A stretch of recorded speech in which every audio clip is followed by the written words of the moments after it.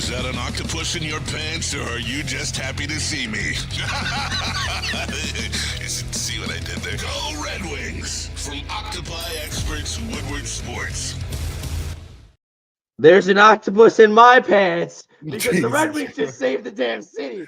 Come on. We Yeah, need that was huge. so That was bad. huge. Oh, my Lord. Huge. Gritty victory. There was times where they were getting dominated. There was times where they were dominating, but either way, they pulled it out in overtime and they made plays when it mattered. Cam Talbot is a menace in the shootout, has not allowed a shootout goal in 2 shootouts. And then honestly, I can't lie.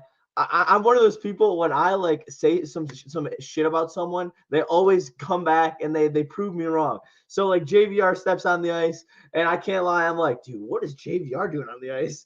And then he just goes down and just knifes.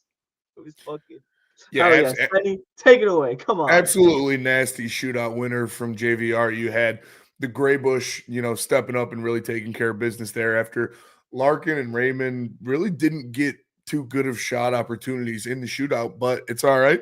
JVR finished. Like you said, Cam Talbot stands on his head. And the craziest thing for me is that we now have 2 shootout victories on this road trip, and Patrick Kane wasn't involved in either of them. Exactly. That's crazy. Wade fan said didn't have JVR on the shootout bingo card, but God goodness, an excellent choice. Absolutely.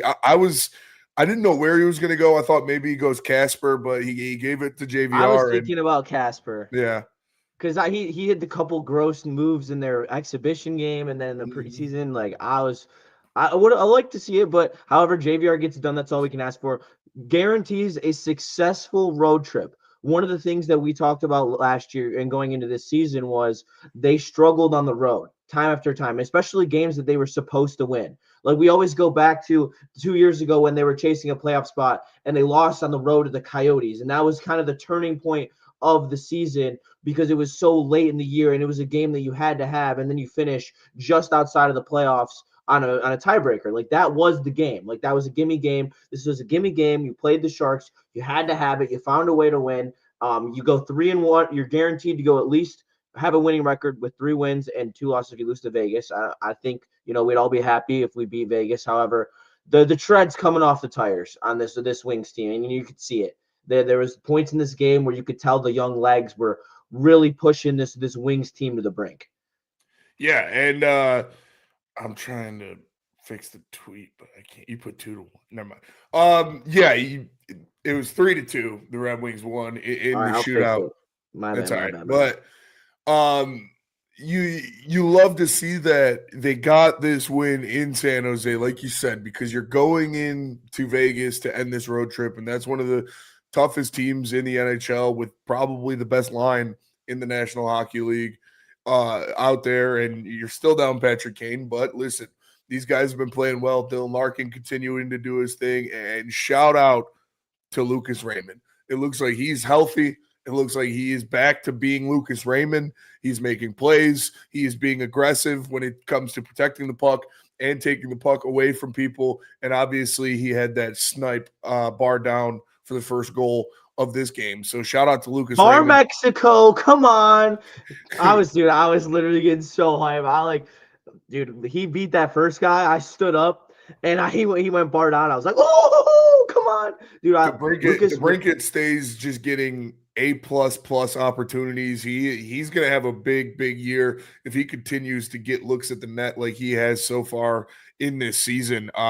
Obviously he couldn't get one in this game, but he had multiple A+ opportunities. Henry Moon says 2 points any way you can get them. Yeah, like shit, you're on the road. It's your 4th game on the road. Like it's not going to be the prettiest, 4-0 game you want to see in San Jose, but they took care of business when they needed to. Mo Sider, bars down all around, son. Shout out.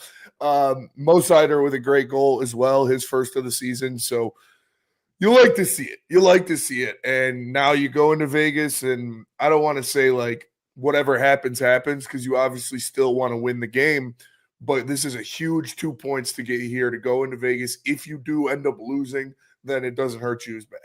Yeah, absolutely. And shout out to the away fan. My dude's working at 4 a.m. and he's out here living it up with us to join this Red Wings win. So shout out to just Real the away one. fan, the go. But yeah, I mean, I really, damn, that's Mr. Detroit City. Why would you say that? He's on my fantasy team. That's so sad. This is a Red Is that Wings true? show. I don't know. That's so sad if it is. But however, it's been a good road trip, and honestly, I'm willing to say that I don't like. Obviously, I want to win the game, but if they lose, like I'm just gonna chalk it up to like tread on the tires. Like I think if you would have played Vegas with that first game you played against the Kings, you might have been able to match them and play a very like solid game and really compete with them to the end. But just with like they looked dead at points in this game. Like I don't want to like harp on them because they won the game and that's all that matters. It counts as 2 points, and that's like they grinded for that win. However, like in the third, like last 5-6 minutes, San Jose was really pushing on them. They were really forcing them to get in uncomfortable situations. Talbot had to make a couple big saves down the stretch, which he's been playing great. Like him on a rest fit like basis is so nice. Like him not being the main starting goalie and just being able to have those rest days has been huge for him. You can tell how much sprier he is. That old man getting out of bed every morning, not having to take the whole load of this Red Wings team. Pause. Oh no, Jaden Daniels did just snap his arm. Oh man. Dude, are you serious? Yeah, it's really bad. Oh no.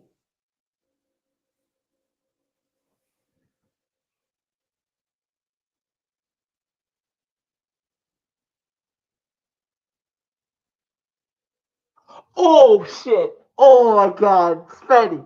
Jesus. Bro. Oh my god. Why would you show me that? Oh Oh man. no. That's Oh no, dude. All right. I gotta get that out of my head. Oh my god.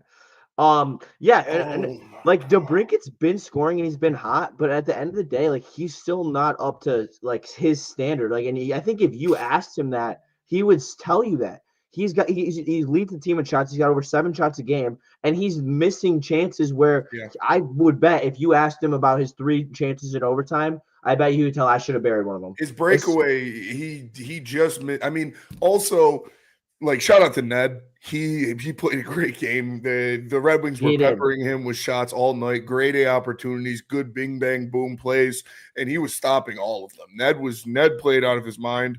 And he robbed Larkin a couple times, he robbed Finney a couple times, and he robbed DeBrincat a couple times. So it could have been a much worse game for the San Jose Sharks if Alex Nedeljkovic wasn't playing the game he was. But the Red Wings got him when it mattered. James Van Riemsdyk comes in the shootout as the fourth. Was he fourth, right? Or was he third? He was the fourth shooter. Fourth. And he comes out there and he nets it. So, yeah, like I said, Alex DeBrincat, if he continues to get scoring chances at the rate that he is right now, he is going to score 40 goals this year because he has so many opportunities. And I don't want to say it's a puck luck thing if it keeps going this long, but we're gonna see a hat trick from Alex DeBrincat pretty soon. He is getting so many opportunities around the net and on the power play. The power play didn't look too good in this one, but like I said, you take the win when you can. Yeah, you do. And dude, I'm 100% with you on the Alex DeBrincat 40 goal scorer train. Like he's getting so many he doesn't opportunities. even have Kane yet. Like Kane sets him up for those opportunities, the ones in the slot where you feel like he doesn't have enough space for right now. That all opens up with Patrick Kane. And that's why I like this team continuing to win without Patrick Kane. And Lucas Raymond looked a little healthier than the last couple games today, which was great to see. But you're not even firing at full cylinders right now. And so that's what gets me excited about this Red Wings team. And away fan drops one in there. The PK is still putting in work. Dude, Mason Appleton is a fucking savage. I love that guy, man.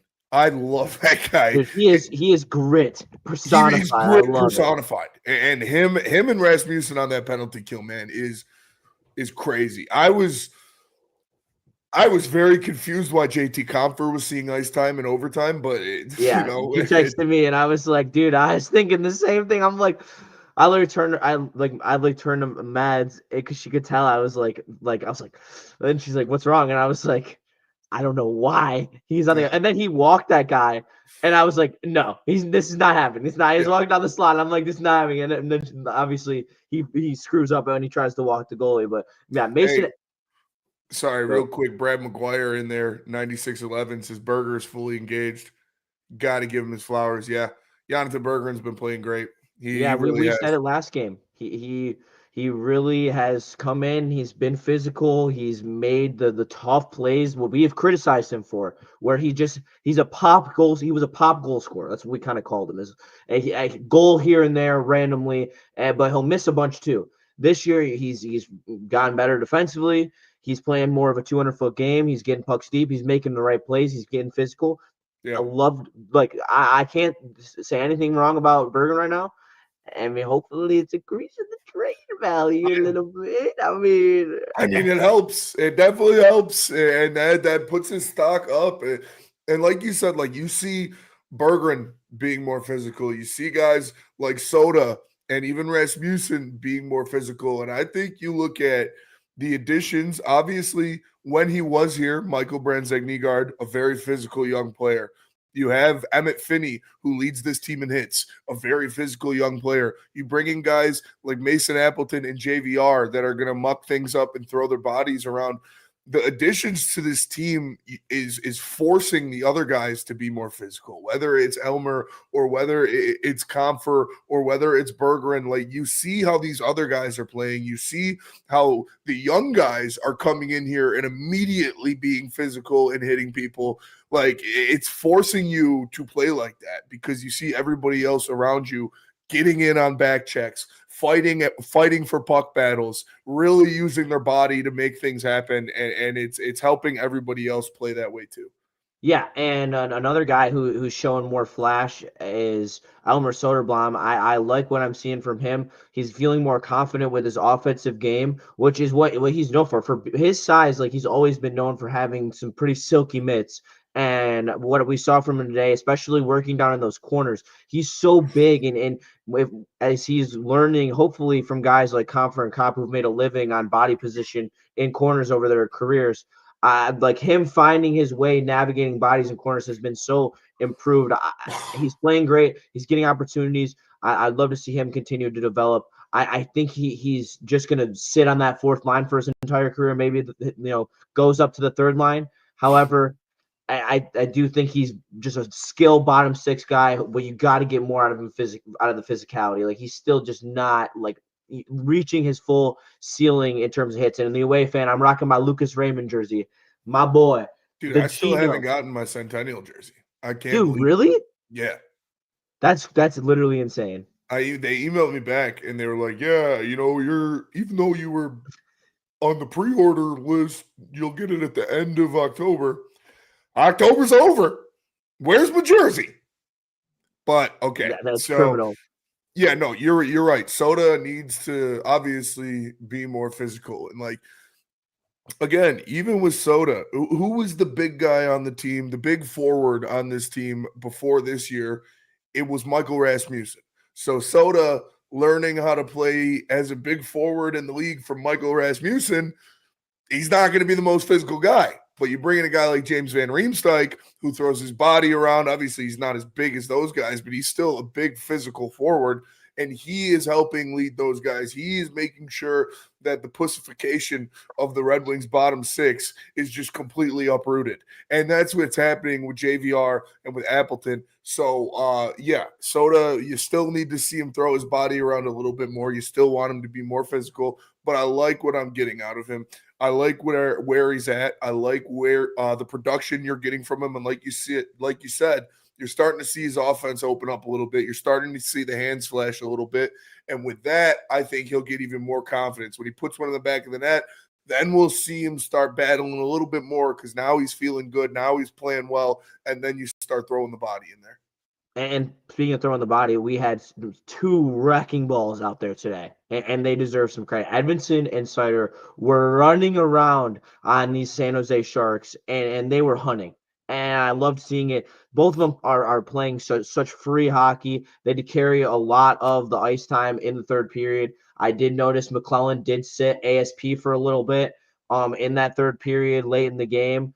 I did not like that personally because I didn't think he was playing bad enough defensively for you to not have him out there, especially because you're thin, you're tired.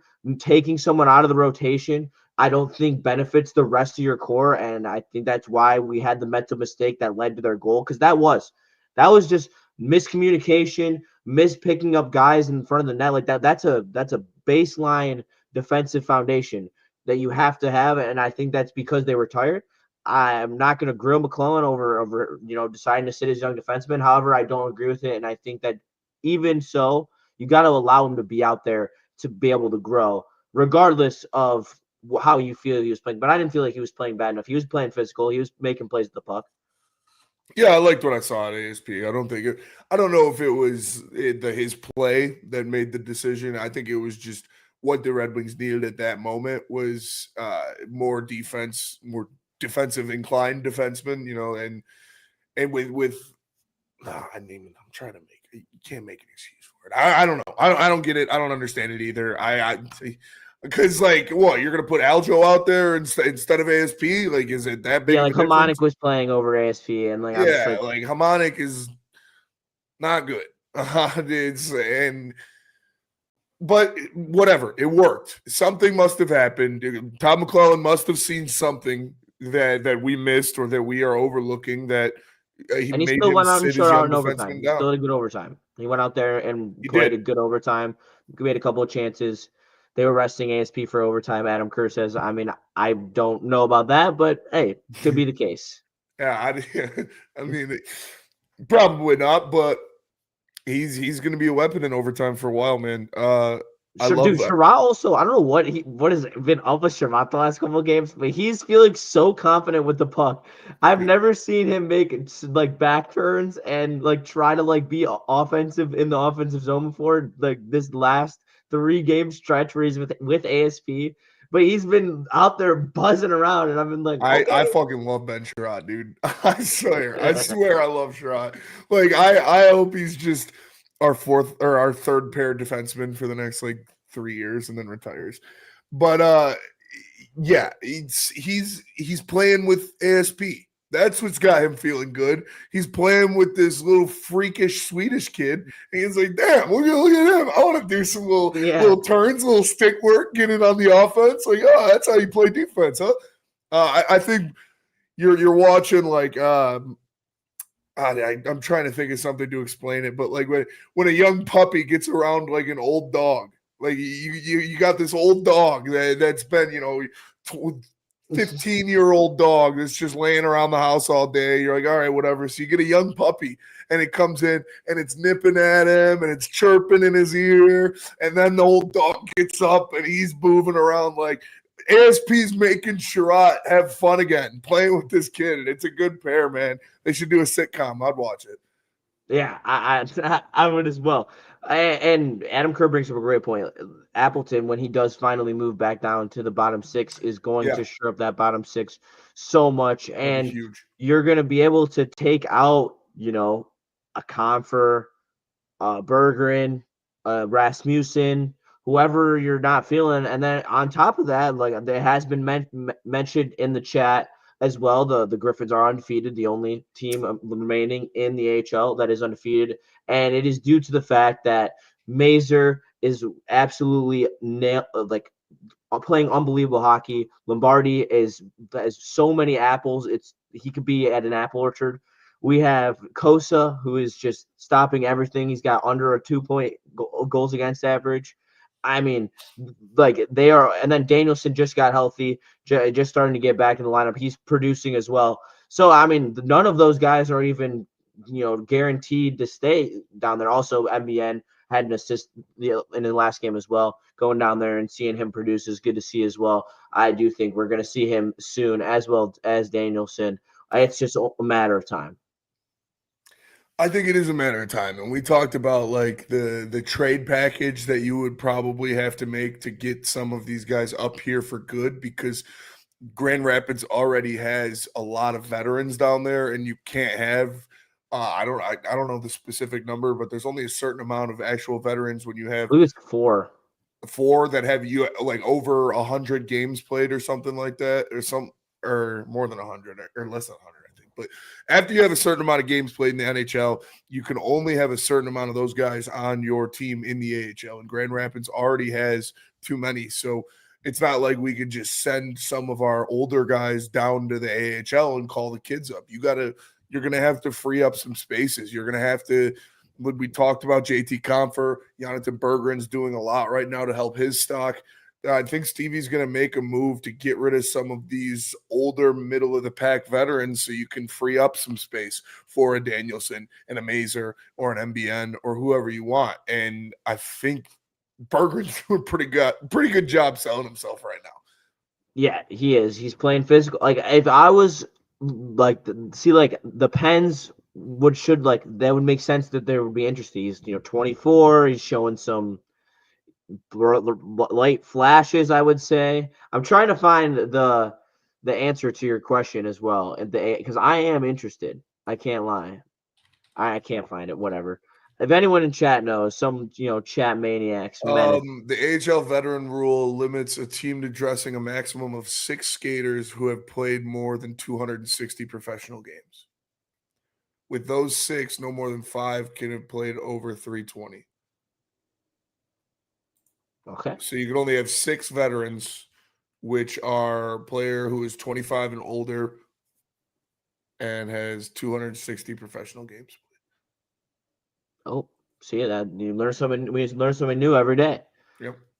So, all right, we come home. I believe. Yeah, we come home. No, go to Vegas. Go to Vegas. Yep. Next stop. Dude, I just got the sleeper update, and it says that Jaden Daniels is questionable. I don't think that he's questionable. There's no way, dude. What? That's crazy. Anyway, go to Vegas.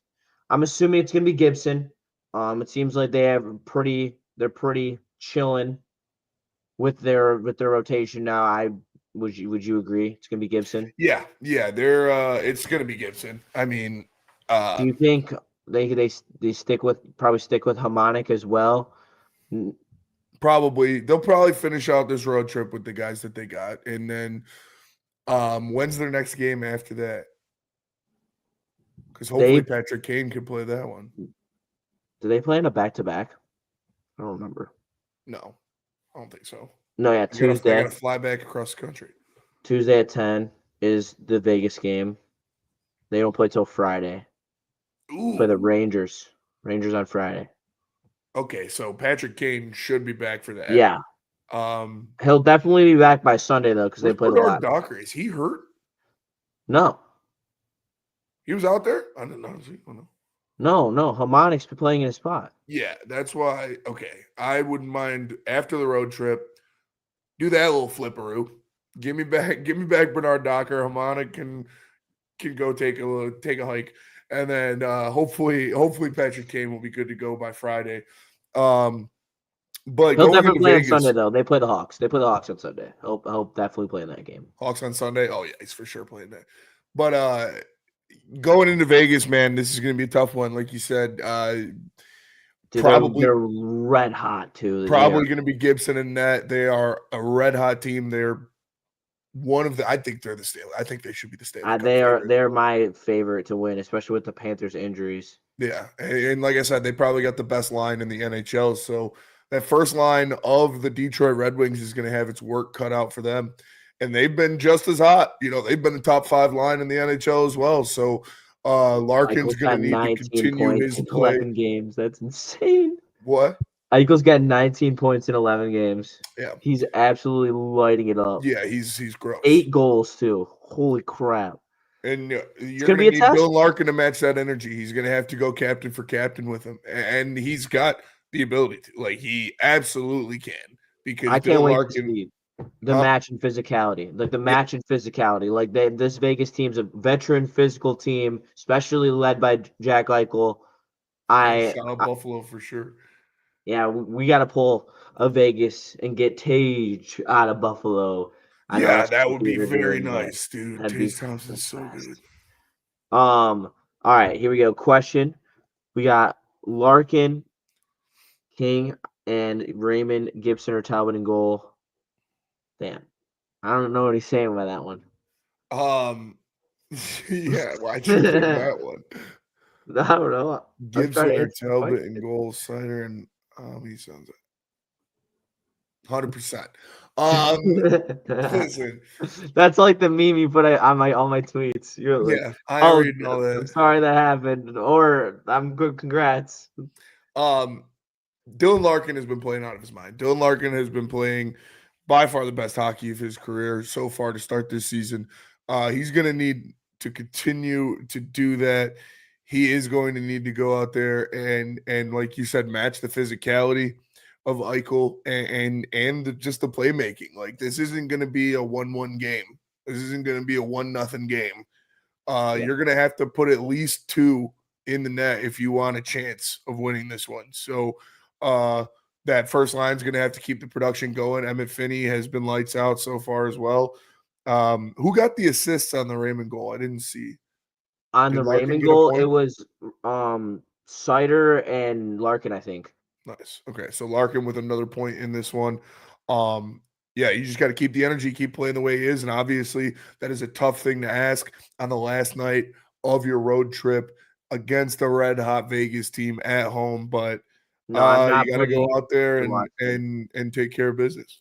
I'm not putting in Austin Watson. No, And no, he's just there for injury reasons. yeah, I'm good. Simon needs to lock in. I thought Evanson played well tonight. I I thought he liked did too. the offensive game opening up for him while playing with Cider. Obviously, you saw none of it with ASP because he was playing, safety valve, the Cider role instead of the offensive hybrid that he is known to be. And like you said it, the best all around defenseman on the Red Wings in the future will be Simon Edvinsson. Yeah. And you definitely see that when he plays with Cider because he's very good defensively. Yet he was very aggressive taking pucks up today, and he was making plays, and he was getting active in the D zone or in the offensive zone from the D point area, moving side to side, making the offense go. And you could sit like Ken Daniels pointed out on the broadcast, the layers of offense Like an that onion. the Red Wings were attacking in. They come in on the rush, they miss the net, they recollect the puck, they go low to high on a cycle, then they reattack the net, then they win a board battle, and then they reattack again from the point. And it just continues, and it's so hard to like you break down teams. Like that's what the Sharks did to us on their second goal. Like they just broke down our layers of defense, and it allows you to get into that middle area where you can make dangerous things happen. And when Cider's got 2 screens in front of the net and he goes bar Mexico, it's going to be some good times. And that's why it was great to see. Like that's the type of thing you didn't see under Lalonde. It was like so many of those chances would be like a dump in or the bullshit like off the back wall, which is a great play. Like don't get me wrong, that's a staple, Red Wing staple. However, there's a time and a place for it. I'm not going for the behind the wall every single time. Like we got some D with some heavy shots in this team. Like you saw it with Cider. Like Cider, that was a nip. I think it was like How 86. many times do you remember under Lalonde or even Blashill just screaming for them to shoot the puck or just to put the puck at the net? A lot. Because you have so many bodies and so much physicality, like something's going to happen. And obviously, Mo Sider was doing more than just putting the puck at the net when he put his up there because he had a purpose, and that purpose was to put it in the back of the net. And real quick, when you mentioned Edvinsson getting active in the offensive zone, I saw a couple times in this game where he came down from the point and made a play either behind the net or on the side to keep a puck alive, to keep the offense in possession of it, and to keep those, whether it was on the power play or anything, just to keep the puck alive and to keep San Jose from getting a change or getting a breakaway. And he is so good when he is active in that offensive zone because he puts so much pressure crashing down towards the goal with his size from the point. And people have to put a body on him, and that'll free up a lane for one of your forwards to try to get in and get a scoring opportunity either behind the net or on the short side. So I love seeing Simon Edvinsson pressure from the point and get down and get mucky a little bit. Yeah, it's great to see, and it's only going to continue to grow, especially if he's going to be playing with Cider long term, which was most Red Wings fans' hope for the distant future when we brought in someone else. But for now, it seems like the pairings are working out. They outside of the few times Because where Ben Sherrod's playing out of his mind. He's playing well, playing good hockey. He's playing like a ASP. top 4 defenseman. Yep, he is, and hopefully, ASP continues to get more and more comfortable, where he can continue to grow offensively. That's the one thing we're still waiting on. You can see the flashes here and there, but he'll get there. I don't really worry about that. And then I'm not gonna say can't wait, but I genuinely do hope that JBD finds his way back into this lineup and really secures that bottom pairing, because going forward, Johansson and Sherratt, or JBD and Sherratt, and then Johansson and JBD next year, that seems like that's a very adequate third pairing for the future. Yeah, I agree. Hopefully that could be something this year when we talk about trade deadline or situations like that. Yep. We'll see. Henry Moon, 6351, says, I think the Wings can beat the Knights. Larkin and Finney can shut down their first line. Then it's just puck luck. Listen, I love the confidence. I don't know if anybody in the league can shut down that first line the way it's playing right now. And it's the last night of a road trip on the West Coast. You're tired. The legs were given out in this one. You saw that. So unless boys might go out too. Unless Larkin's ripping salts every 2 seconds, he's going to have his work cut out for him trying to shut down that first line, man. They are really good. But you're right. There's a lot of puck luck involved. We're right up there when you talk about best first lines in the league, which is crazy to say that the Red Wings are right up there when you're talking about the upper echelon first lines in the NHL. So it could be anybody's night, but I'm just glad they got the 2 points in San Jose. I agree.